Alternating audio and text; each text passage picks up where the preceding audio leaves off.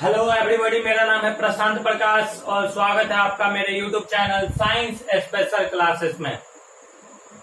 Guys, आज जो हम आपको पढ़ाने के लिए यहाँ पे मौजूद हैं वह यूनिट 1 का चैप्टर नंबर 2, पहला यूनिट का चैप्टर नंबर 2 जो है, जिसका नाम हमने यहाँ पे आपके सामने लिख रखा है sexual reproduction in flowering plants. Pushpi पादपों में लैंगिक जनन। पुष्पी पादपों में लैंगिक जनन यानी कि फूल वाले पौधों में लैंगिक जनन। इस चैप्टर में एक वीडियो, सबसे पहला वीडियो हमने पहले से अपलोड कर रखा है, जिसमें हमने एक फूल का पिक्चर बनाया हुआ था और उसमें हमने फूल के बारे में, जो फूल का चारों पार्ट्स होता है, कैलेक्स, कोरोला, एंड्रोसियम, गाइनोसियम, चारों के बारे में हमने बता रखा है। तो आज का जो टॉपिक है गाइस, तैयार हो जाइए। क्लास 12th वाले का जो क्लास है, क्लास 12th वालों का जो चैप्टर है, चैप्टर नंबर 2, इसके बारे में आज का जो टॉपिक है आपके सामने वह होगा पॉलिनेशन के बारे में। गाइस, तो चलिए डायरेक्ट हम लोग वीडियो को स्टार्ट करते हैं। पॉलिनेशन के बारे में हम आपको बताएंगे। देखिए, हम यहाँ पे लिखते हैं पॉलिनेशन क्या होता है? पॉलिनेशन का हिंदी परागन होता है, परागन। तो गाइस, चलिए हम लोग अब डायरेक्ट वीडियो को स्टार्ट करते हैं। हम आपको बताने वाले हैं कि परागन क्या होता है, परागन की क्रिया कैसे होता है, परागन को कितने भागों में बांटा गया है, और परागन की क्रिया में भाग लेने वाले वाहक, जिसको हम लोग ढोने वाला जो होता है, फैक्टर कौन कौन हो रहे हैं इसमें भाग लेने वाला जो है वाहक, एजेंट, वह कौन कौन होता है, इसके बारे में हम आपको बताएंगे। तो चलिए गाइस, डायरेक्ट वीडियो को स्टार्ट करते हैं। चलिए, सबसे पहले हम यहाँ पे आपको लिखते हैं यहाँ पे पॉलिनेशन।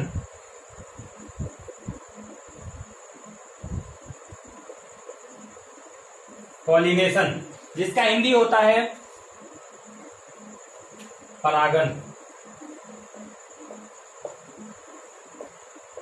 तो चलिएगा, इस परागन क्या होता है, परागन के बारे में हम आपको बताएंगे। सबसे पहले हम आपको समझा देते हैं, फिर डेफिनेशन लिख देंगे। देखिए, परागन की क्रिया क्या होता है कि जब एंथर यानी पराग कोश से परागकण स्टिग्मा तक पहुंचता है, तो स्टिग्मा तक पहुंचने में कोई ना कोई वाहक जरूर होता है ढोने वाला। तो परागकण का एंथर से लेकर स्टिग्मा तक पहुंचने की क्रिया परागन कहलाती है। चलिएगा, इस यहां पे हम लोग लिखते हैं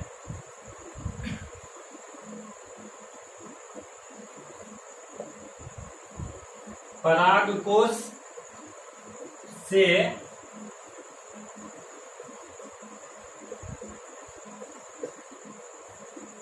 परागकण का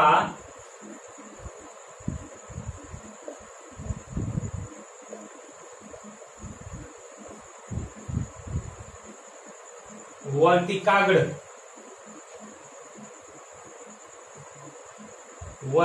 तक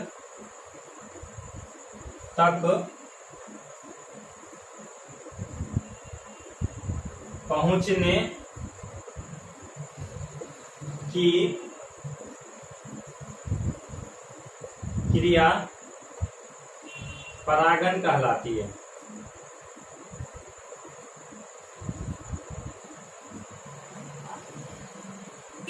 परागन कहलाती है। तो गाइस, चलिए हमने यहाँ पे लिख दिया है परागन क्या होता है।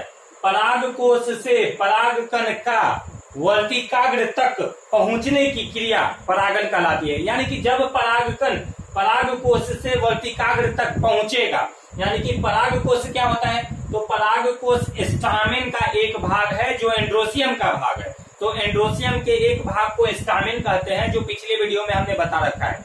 और स्टामेन को 3 भागों में हम लोग बांटते हैं। एक का नाम होता है एंथर, सेकेंड नंबर का नाम होता है फिलामेंट, और तीसरे नंबर का नाम होता है कनेक्टिव। तो यही जो एंथर होता है उसी को परागकोश हिंदी में कहते हैं।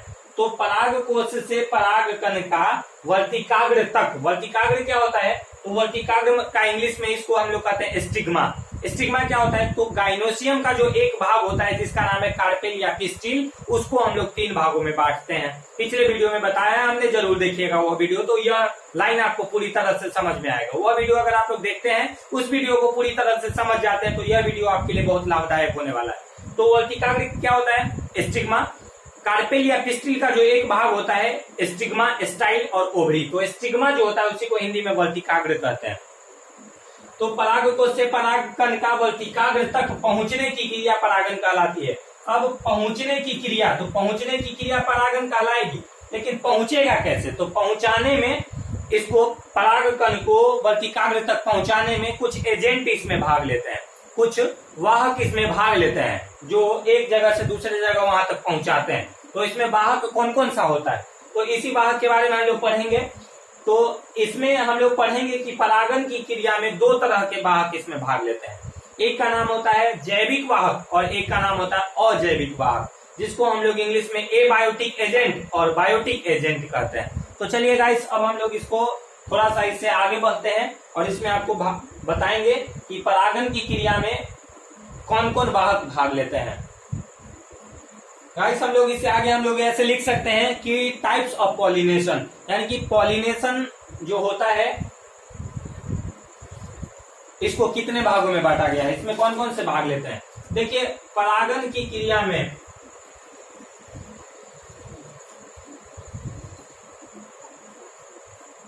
एजेंट्स ऑफ पॉलिनेशन, हम लोग यहां पे इसको लिख सकते हैं आगे,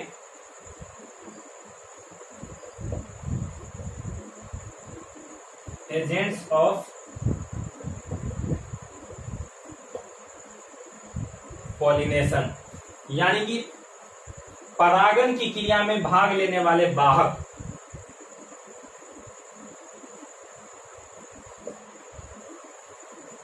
परागन क्रिया के वाहक, यानी कि इसमें कौन कौन भाग लेंगे। तो देखिए गाइस, इसको हम लोग नॉर्मली दो भागों में बांटते हैं। एक का नाम होता है एबायोटिक एजेंट, एबायोटिक एजेंट्स, और दूसरा होता है बायोटिक एजेंट्स। हिंदी में अगर हम लोग बोलेंगे तो इसे बोलते हैं अजैविक वाहक, और इसे हम लोग कहेंगे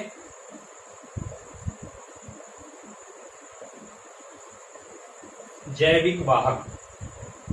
गाइस, अब दोनों के बारे में हम लोग थोड़ा थोड़ा सा जान लेते हैं कि अजैविक वाहक और जैविक वाहक किससे कहते हैं। देखिए, अजैविक वाहक कहने से स्पष्ट यहाँ आपके सामने स्पष्ट हो रहा है। स्पष्ट क्या होगा कि वैसा वाहक जिसमें जीवन नहीं होता है उसको अजैविक वाहक कहते हैं। जिसमें जीवन नहीं होता है लेकिन वह परागन की क्रिया में भाग लेता है उसे अजैविक वाहक कहते हैं। जैसे ले लेते हैं, जैसे में आपका हवा हो गया, पानी हो गया, यह निर्जीव होते हैं, यानी कि इसमें जीवन नहीं होता है लेकिन यह परागन की क्रिया में भाग लेते हैं। पानी के माध्यम से परागकण एक जगह से दूसरे जगह स्थानांतरित किया जाता है। जैसे जो पौधा फूल में उगता है, पानी में उगता है, पानी में जो पौधा उग रहा है वह परागन की क्रिया में उसमें पानी के माध्यम से परागन की क्रिया होती है। तो पानी एक जगह से दूसरे जगह भी परागकण को पहुंचाने का काम करता है, लेकिन वह उसमें जीवन नहीं होता है, वह अजैविक होता है, तो इसलिए अजैविक। अब दूसरा एग्जाम्पल था आपके सामने वायु, इसके बारे में भी हम लोग पढ़ेंगे। चलिए, इससे आगे हम लोग लिखते हैं अजैविक वाहक और जैविक वाहक। देखिए, अब इसको हम लोग मिटाते हैं और आगे इससे लिखेंगे आपके सामने में अजैविक वाहक किसे कहते हैं।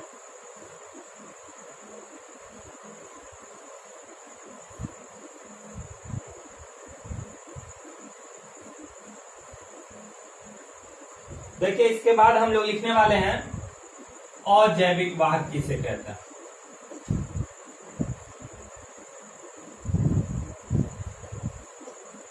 अजैविक वाहक हम लोग इसमें कहेंगे कि वैसा वाहक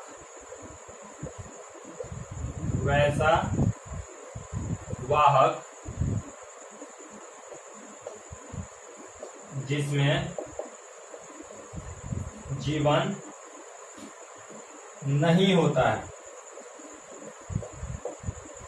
जिसमें जीवन नहीं होता है उसे अजैविक वाहक कहते हैं। उसे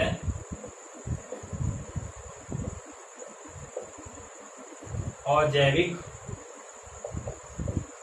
वाहक कहते हैं, उसे अजैविक वाहक कहते हैं। जैसे क्या हो जाएगा, अभी हमने बताया था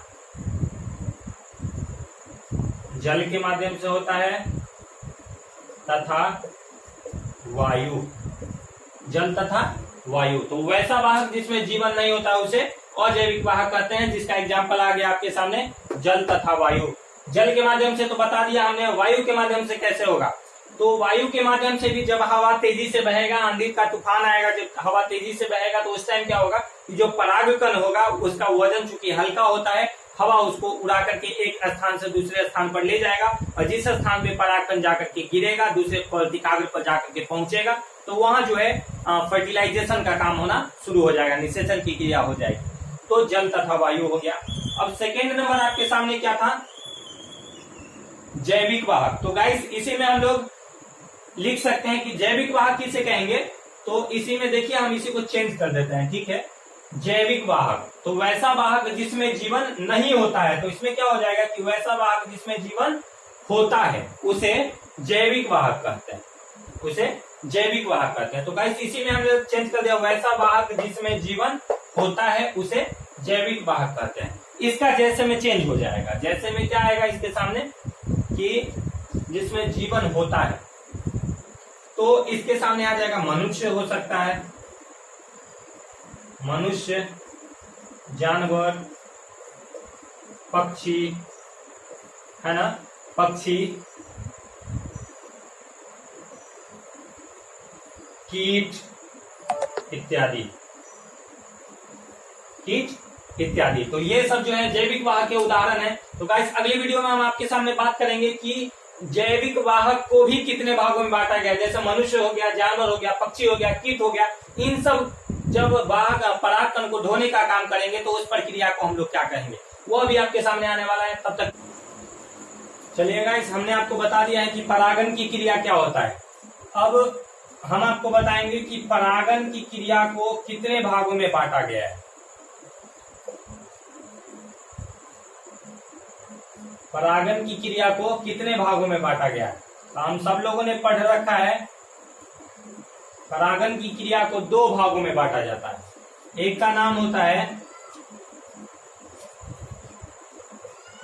स्वपरागन और एक का नाम होता है परपरागन। परपरागन जिसे अगर हम लोग इंग्लिश में बोलना हो तो इसे हम लोग कहेंगे सेल्फ पॉलिनेशन, और इसे हम लोग कहेंगे क्रॉस पॉलिनेशन।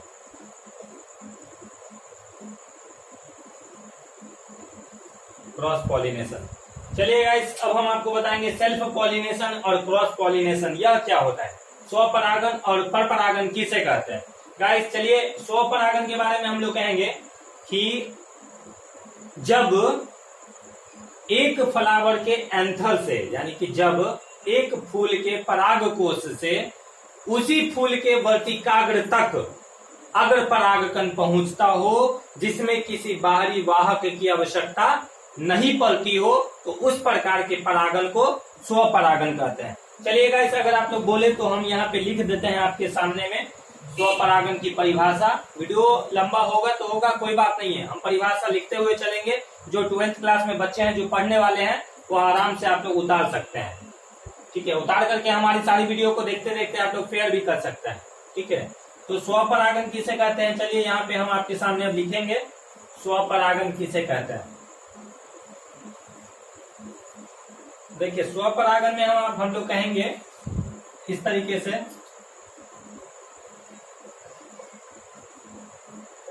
स्वपरागन कहेंगे हम लोग जब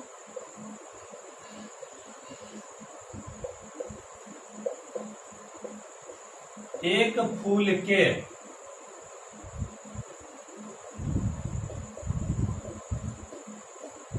परागकोश से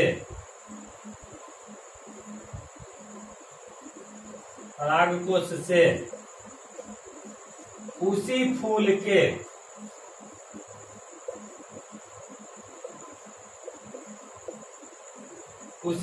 के जब एक फूल के परागकोश से उसी फूल के वर्तिकाग्र तक परागकण पहुंचे, तक परागकण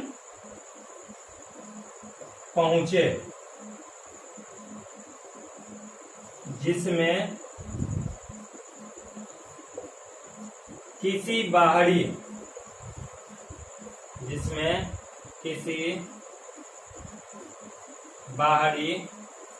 वाहक की आवश्यकता नहीं हो, बाहरी वाहक की आवश्यकता नहीं हो तो उसे स्वपरागन कहते हैं।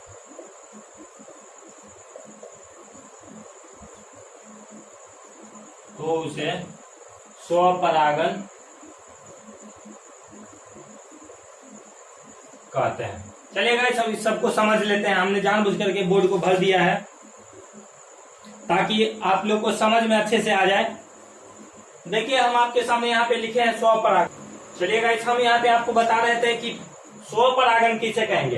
तो हमने यहाँ पे बताया है कि जब एक फूल के पराग कोश से उसी फूल के वर्तिकाग्र तक जब परागकण पहुंचता है, जिसमें किसी बाहरी वाहक की आवश्यकता नहीं पड़ता है, तो उस प्रकार के परागन की क्रिया को स्वपरागन कहते हैं। चलिए गाइस, ये स्वपरागन की परिभाषा हो गई। अब हम लोग को चलना है परपरागन पे। परपरागन यानी कि क्रॉस पॉलिनेशन किसे कहते हैं।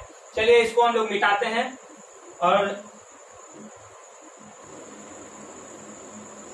चलिए गाइस, अब हम लोग परपरागन देखेंगे कि परपरागन किसे कहते हैं। हमने स्वपरागन बता दिया, अब हम लोग आएंगे परपरागन पे। देखिए, परपरागन किसे कहते हैं। पर मतलब होता है दूसरा, और परागन मतलब समझ रहे हैं परागन किसको कहते हैं। तो जब पराग कोश से परागकण का वर्तिकाग्र तक पहुंचने की क्रिया परागन कहलाती है। तो देखिए, परपरागन किसे कहेंगे। तो हमने यहाँ पे लिख रखा है, जब एक फूल के, रुक जाइएगा, जब एक फूल के पराग कोश से परागकण उसी पौधे के दूसरे फूल पर या उसी जाति के दूसरे पौधे के फूल पर पहुंचे, जिसमें किसी बाहरी वाहक की आवश्यकता हो, तो उसे परपरागन कहते हैं। देखिए यहाँ पे क्या कह रहा है परपरागन में। परपरागन में कह रहा है कि जब एक फूल के पराग कोश से परागकण उसी पौधे के दूसरे फूल तक जब परागकण पहुंचता है, यानी कि जब एक फूल, यानी कि जैसे एक पौधा है, मान लेते हैं कि एक चाइना रोज है। चाइना रोज मतलब अड़हुल का पौधा है। अड़हुल का पौधा में एक अड़हुल का जो पौधा है उसमें अनेकों फूल होते हैं। तो जब एक ही फूल में 4 गो पार्ट होता है, एक होता है कैलिक्स, कोरोला, एंड्रोसियम और गाइनोसियम। तो जब एक ही फूल में से, पहले अभी हम एक फूल की बात कर लेते हैं, जब एक फूल में से एंड्रोसियम से परागकण निकलेगा और गाइनोसियम तक पहुंचेगा, यानी कि पराग कोश से परागकण निकल करके जब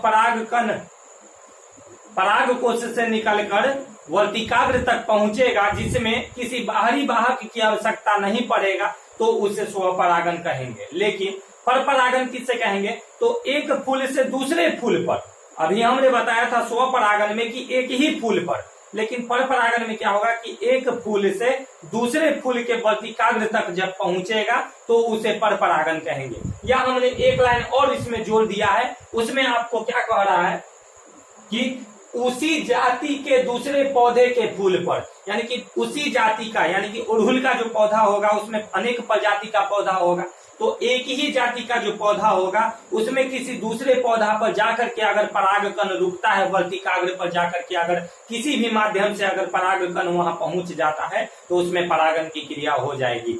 तो समझ में आया। हमने यहाँ पे क्या कहा कि जब एक फूल के पराग कोश से उसी पौधे के या उसी जाति के दूसरे फूल पर जाकर के जब वर्तिकाग्र पर परागकण पहुंचता है, तो उसे परागन की क्रिया उससे होता है। तो गाइस, इसको अच्छे से समझ लीजिए। स्वपरागन किसको कहेंगे, एक बार और बढ़िया से समझ लेते हैं। जब एक फूल के पराग कोश से उसी फूल के वर्तिकाग्र तक परागकण पहुंचता है, तो उसे स्वपरागन कहते हैं। लेकिन जब एक फूल के पराग कोश से दूसरे फूल के वर्तिकाग्र तक परागकण पहुंचता है, या उसी जाति के दूसरे पौधे के फूल के वर्तिकाग्र पर जब परागकण पहुंचता है तो उसे परपरागन कहते हैं। देखिए हमने नीचे में लिख रखा है, ये वाहक के रूप में मनुष्य, जानवर, पक्षी, कीट, हवा, जल इत्यादि हो सकते हैं। वाहक माने के ढोने वाला, तो परागकण को ढोने वाला चाहिए, तभी तो दूसरे पौधे के वर्तिकाग्र तक परागन जाएगा, परागकण जाएगा और परागन की क्रिया होगा। तो ढोने वाला एक चाहिए। तो ढोने वाला क्या क्या हो सकता है? तो मनुष्य हो सकता है, जानवर हो सकता है, पक्षी हो सकता है, कीट हो सकता है, हवा हो सकता है, जल के माध्यम से परागकण वर्तिकाग्र तक जा सकता है। तो देख लीजिए, अब यहाँ से आपको समझ में आ जाएगा। अब हम लोग एक एक करके इसमें पढ़ेंगे कि मनुष्य के माध्यम से परागकण कैसे जाएगा, जानवर के माध्यम से कैसे जाएगा, पक्षी के माध्यम से कैसे जाएगा, जल कैसे पहुंचाएगा और हवा कैसे पहुंचाएगा। इसके बारे में एक एक करके हम लोग पढ़ेंगे। हमारे वीडियो पे बने रहिए, और अगर आप पहली बार वीडियो को देख रहे हैं तो चैनल को सब्सक्राइब जरूर कीजिए, अपने दोस्तों के साथ शेयर कीजिए। क्लास 12 का एक एक चैप्टर, एक एक टॉपिक वाइज हम आपके सामने लेकर के आएंगे और फिगर के साथ पढ़ाएंगे। फिगर में स्टूडेंट को ज्यादा समझ में आता है, तो फिगर के साथ हम आपको बताएंगे। हमारे चैनल पे बने रहिए। वीडियो अच्छा लगता है तो लाइक जरूर कीजिए, अपने दोस्तों में शेयर कीजिए। और गाइस, अगर आपने पहले वाला वीडियो नहीं देखा है जिसमें हमने एक फूल का पिक्चर बना करके आपको समझाया हुआ था कि फूल के कितने पार्ट होते हैं, उसके बारे में एक एक करके बताया हुआ है। अगर आप लोग नहीं देखे हैं तो वह वीडियो जरूर देखिए और अपने दोस्तों के साथ शेयर जरूर कीजिए। तब तक के लिए जय हिंद, जय भारत।